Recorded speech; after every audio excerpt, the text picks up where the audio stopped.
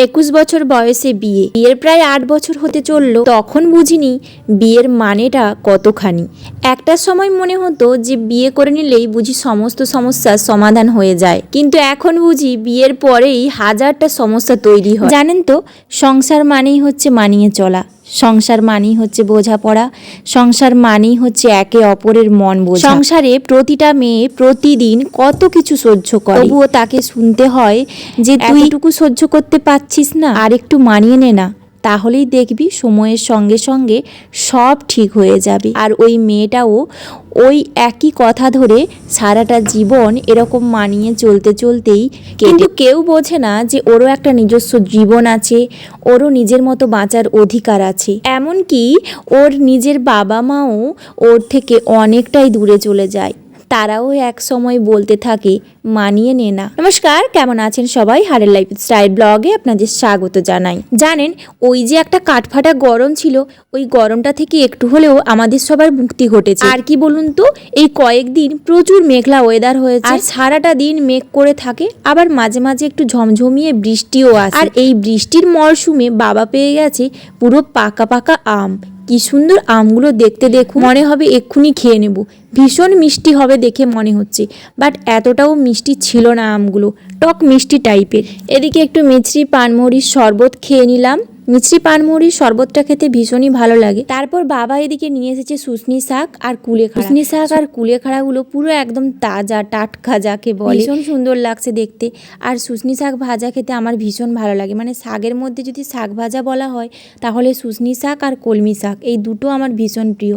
আর বাড়ির সবাই এই দুটো শাক খেতে ভীষণ ভালোবাসে। আর কয়েকদিন পরেই সকালে স্কুল কেটে এবার 10টায় স্কুল হয়ে যাবে। এখন আমার বর একটু রিল্যাক্স করে নিচ্ছে সকালবেলা, তারপর আর একদমই সময় পাবে না। সকালবেলা যা হোক করে নাকে মুখে গুঁজে দিয়ে এবার ছুটবে পড়াতে, কোচিং। তো আমি বলেই দিই আমার বর কি করে। আমার বর হচ্ছে পড়ায়, তো টিউশন পড়ায়। আমি বলে দিলাম, অনেকে হয়তো জানেন না, অনেকে হয়তো ভাবেন যে সকালবেলা এত বেলা অবধি শুয়ে আছে কেন। অ্যাকচুয়ালি এখন সকালবেলা হচ্ছে পড়ানো থাকে না, এখন একটু দেরি করে থাকে, মানে 10টা থেকে থাকে, যেহেতু সকালে স্কুল হয়ে গেছে। আর এদিকে একটু মা কুলেখাড়া বাটার রস দিয়ে গেল, মাকে বললাম আজ থেকে একটু খাবো।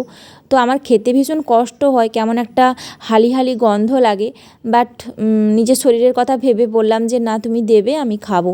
যাই হোক, আজকে বিছানার চাদরটাও একটু পাল্টে নিলাম। কি বলুন তো, চাদরটা পাল্টে তো নিয়েছি, কিন্তু প্রচণ্ড মেঘলা ওয়েদার, আজকে বোধহয় কাচতে পারবো না। তারপর এই যে কিছু জামা কাপড় ছিল কালকের, যেগুলো আমি ওইখানে সিঁড়ির ওপরে মিলে রেখেছিলাম, এগুলো শোকায়নি, তো সেগুলো আমি একটু মিলে দিয়ে গেলাম, একটু হাওয়াতে যদি শোকে। আর কি পরিমাণে মেঘ দেখেছেন আকাশটায়, প্রচুর পরিমাণে মেঘ, পুরো আকাশ ঘন মেঘে ভর্তি, এতটুকু নীল আকাশ দেখা যাচ্ছে না। আর কি বলুন তো, এই কয়েকদিন এত মেঘলা ওয়েদার, মানে ভালোই লাগছে না। তারপর ভাবলাম অনেকটা বেলা হয়ে গেছে, প্রায় বেজে গেছে 9:30 মতো। তারপর হঠাৎ করে মনে হলো এই জায়গাটা একটু পরিষ্কার করি। অ্যাকচুয়ালি এখন যদি পরিষ্কার করে দিই তাহলে এই প্রবলেমটা আসবে না। এই বর্ষাকাল ঢুকে যাচ্ছে তো, ফলে কি হবে বলুন তো, প্রচুর ইঁদুর বাসা করবে। এই যে হাতি ঘোড়া এগুলো সব রাখা আছে, তো এইগুলোর ভেতরে ভেতরে ইঁদুর বাসা করবে আর প্রচণ্ড পরিমাণে নোংরা করবে। তো এখন যদি একটু পরিষ্কার করে থাকি তাহলে আর এই সমস্যাটা হবে না বর্ষাকালে। যাই হোক, এই জায়গাটা পরিষ্কার করে দিয়ে স্নান করতে যাব। স্নান করে আসতে অনেকটা লেট হয়ে যাবে আমি জানি, কারণ আজকে অনেকটা বেলা হয়ে গেছে। এইসব কাজকর্ম করতে করতে কখন যে বেলা চলে যায়, আর মেঘে মেঘে একদমই বেলা বোঝা যায় না। ওদিকে মা পুজো করতে গেছে। তারপর স্নান করে এসে চলে আসলাম মাছগুলো ভেজে নিতে। আজকে মাছ নিয়ে এসেছে 2 ধরনের।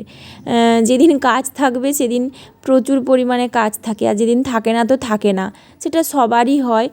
এদিকে মা এদিকে শাক কেটে দিয়েছে, শাকগুলো চচ্চড়ি করবো, ওগুলো বাড়ির শাক। আর আজকে আমার সেই ননদ আর ননদের মেয়েকে ডেকেছি, তো ভাত খাবে তারা। তো প্রচণ্ড খিদেও পেয়ে গেছে, সেই সকালবেলা মুড়ি খেয়েছি তো প্রচুর খিদে পেয়ে গেছিলো। আমি জানি আজকে ভাত খেতে দেরি হবে, তো রান্নার মাঝে একটু খেয়ে নিলাম। চাল ভাজা খাচ্ছিলাম জানেন তো। এদিকে দেখুন, এই যে মাছের ঝোল করেছি, একদম হালকা পাতলা করে করেছি, কড়া করিনি। আর ওইখানে একটু বাচ্চারও ঝোল করেছি, মানে আমার ননদের মেয়েটার, ওর এমনি জাস্ট একটু জিরা পেঁয়াজ বাটা দিয়ে মাছ আর আলু দিয়ে ফুটিয়ে দিয়েছি। আর করেছি চচ্চড়ি, আর ওই বাচ্চাটার জন্য একটু পটল ভাজা করেছি। আর এদিকে কি করেছি জানেন, এই যেটা চচ্চড়ি করেছি, এগুলোই হয়েছে আজকে, বেশি কিছু আর হয়নি, আর লেবু আছে। তো আজকের এই হচ্ছে মেনু। আর একটা জিনিস হচ্ছে লাস্টে সেটা সিলেকশান হয়েছে, সেটা হচ্ছে শাক ভাজা। সেই যে সকালবেলা শুশনি শাক নিয়ে এসেছিলো, ওটা ভাজা হবে, মা কাটতে ছিল, আপনাদেরকে সেই জন্যই বলা হয়নি। তো যাই হোক, এইখানে আমার এই যে ননদের মেয়ে, মানে আমার ভাগ্নি খেতে বসে পড়েছে। মাছ ছাড়া ও একদম ভাত খেতে চায় না জানেন, মাছ দেখলে ও কেমন কেমন করতে থাকে, বলে শুধু দেখাচ্ছে যে ওই মাছটার দিকেই ওর দৃষ্টি, যে ওই মাছটাই ও খাবে। বারবার তার মাকে বলছে যে আমাকে মাছটা দাও, মাছটা দিয়ে ভাত খাবো, বলতে তো পারে না, তো বলার চেষ্টা করছে। এদিকে এখন বিকেল হয়ে গেছে, এখন জামা কাপড়গুলো কুড়িয়ে নিয়ে চলে যাব। আজকের ব্লগটা কেমন লাগলো অবশ্যই কমেন্ট করে জানাবেন, যদি ভালো লাগে লাইক কমেন্ট শেয়ার করে পাশে থাকবেন।